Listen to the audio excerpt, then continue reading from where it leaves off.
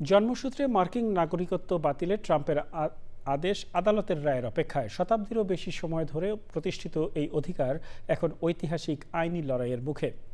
ট্রাম্পের আদেশ বাতিল হবে নাকি বহাল থাকবে, অথবা আদালতের নতুন কোনো আদেশ বদলে দিতে পারে আমেরিকার নাগরিকত্বের দীর্ঘদিনের কাঠামো। কি হতে পারে আদালতে? রুকসানা তারিন তা খোঁজার চেষ্টা করেছেন। যুক্তরাষ্ট্রের জন্মসূত্রের নাগরিকত্ব এক শতাব্দীরও বেশি সময় ধরে প্রতিষ্ঠিত একটি অধিকার। ২০২৫ সালের ২০ জানুয়ারি ক্ষমতায় ফিরে ট্রাম্প যুক্তরাষ্ট্রের জন্ম নেওয়া সব শিশুর স্বয়ংক্রিয় নাগরিকত্বের প্রচলিত ব্যবস্থাকে সীমিত করেন। তখন থেকেই বিতর্কের কেন্দ্রে রয়েছেন মার্কিন প্রেসিডেন্ট ডোনাল্ড ট্রাম্প। ট্রাম্পের আদেশের ফলে মার্কিন যুক্তরাষ্ট্রের শত বছরের পুরনো এই নাগরিকত্ব আইনি লড়াইয়ের মুখে। ১ এপ্রিল থেকে গুরুত্বপূর্ণ মামলার শুনানি শুরু হয়েছে সুপ্রিম কোর্ট অব ইউনাইটেড স্টেটসে। তবে এই আদেশ সরাসরি চ্যালেঞ্জ করেছে সংবিধানের 14th অ্যামেন্ডমেন্টকে। ১৮৬৮ সালে গৃহযুদ্ধের পর করা সংশোধনীতে বলা হয়েছে, যুক্তরাষ্ট্রে জন্মগ্রহণকারী এবং এখতিয়ারের অধীনে থাকা প্রত্যেক ব্যক্তি দেশটির নাগরিক।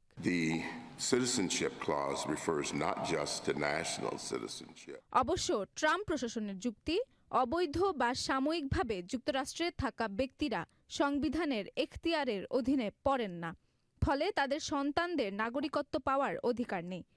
তবে ইতোমধ্যে যেসব নিম্ন আদালত এই বিষয়টিকে পর্যালোচনা করেছে, তারা সবাই এই আদেশকে অসাংবিধানিক বলে স্থগিত করেছে। তাই সুপ্রিম কোর্টে সেই রায়ের ধারাবাহিকতা থাকতে পারে বলে আশা করা হচ্ছে। এই মামলায় বিরোধী পক্ষে রয়েছে আমেরিকান সিভিল লিবার্টিজ ইউনিয়ন। সংস্থাটি বলছে, এটি শুধু একটি নীতি পরিবর্তন নয়, বরং আমেরিকান নাগরিকত্বের সংজ্ঞাকে মৌলিকভাবে বদলে দেওয়ার চেষ্টা।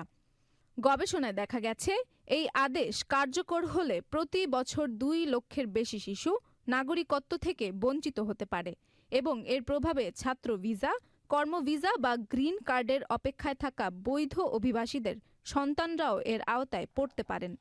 এখন সবচেয়ে বড় প্রশ্ন, সুপ্রিম কোর্টের রক্ষণশীল সংখ্যাগরিষ্ঠ বিচারকরা কোন পথে হাঁটবেন?